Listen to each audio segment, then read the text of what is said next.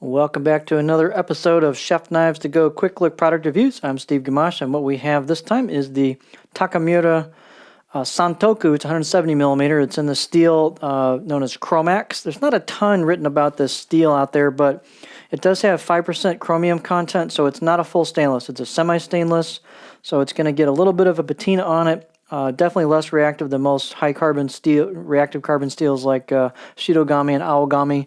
But heat treat, they claim it's about 64 to 65 Rockwell, so they've heated this or treated this to a pretty high hardness.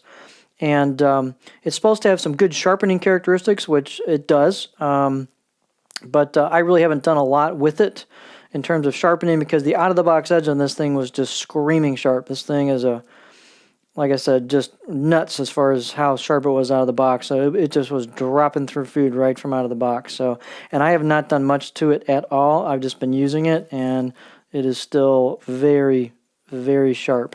It does have a little bit of lacquer on there, but I guess they've sharpened it post-lacquer. We'll get a close-up look at that. Because like I said, it was just ridiculously sharp out of the box.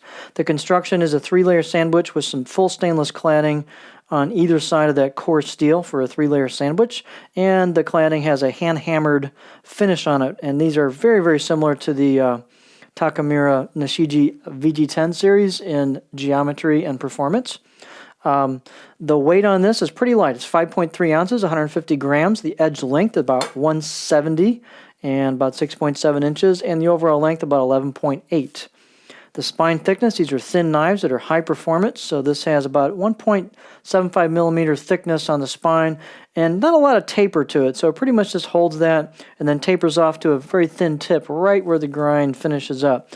And this is a high performance knife. It really goes through food, and the tip goes through things exceptionally well. So I'd put this in the definite kind of lasery type category as far as performance goes. The blade height is about 46.5 or 46 millimeter roughly, so it's not a real thick handle and not a big wide neck, so you got pretty good clearance on that as well. Balance point is going to be like right where the bolster hits the main part of the blade, so it works pretty good for either type of grip in terms of balance. The handle, nothing real fancy. It's their brown stabilized resin impregnated wood known as Paca wood, and it's kind of a nice color to it. This is the model that does come with a bolster, so he's got one that's got a simpler handle that's a little less expensive, and this one has the bolster, so it's definitely a little upscale handle appearance, and it's a very nice looking knife. You can see the hand hammered marks on there, and you've got some hand chiseled kanji and then a stamped logo or embossed logo on it. And if you look kind of carefully, you can kind of see they do have a bit of lacquer on this band right here. I've been using the knife, so it's starting to patina a little bit on the coarse steel and then starting to wear away that lacquer. So that's kind of why that looks like it does. It's not really scratched up, it's just the lacquer wearing away. So again, that coarse steel will patina. It's really hard to see on the video, but there is that kind of wavy cladding line there. So that's going to be cool looking when it finishes it up, almost like a carbon steel blade where you get a kind of a light patina going on that coarse steel. The only issue I've got with this particular model, and not all of them may be like this, but the wood is shrunk just a little bit, so the rivets are slightly raised as well as the edge of the bolster here and also the middle point, the tang line coming through the handle. So it's a partial tang, so that makes the handle a little bit lighter. It doesn't extend through the full handle, but yours may be not like this one. I don't know. Some people like to try to soak these in mineral oil. If it really bothers you and you get a handle where it's shrunk a little bit, you could try sanding it down, but that would of course take multiple steps to try to achieve a nice finish. As far as stiffness goes, it's a fairly stiff blade for the thinness of it. It's pretty stiff. It's stiffer than a lot of knives that are this thin. Probably something to do with the cladding composition versus a monosteel.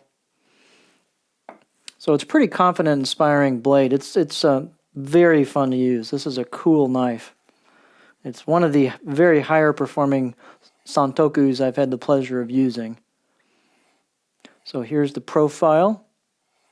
It's not very long. It's a 165, so it's not going to have a ton of flat. So it's pretty curvy, and you got a touch of flat at the back, but not much. And then it doesn't have a ton of belly towards the tip, so I'm about right there is about where I'm starting to catch the tip. So fairly typical Santoku profile. Plenty of clearance for your fingers on the board. This is just a really nice high-performance knife.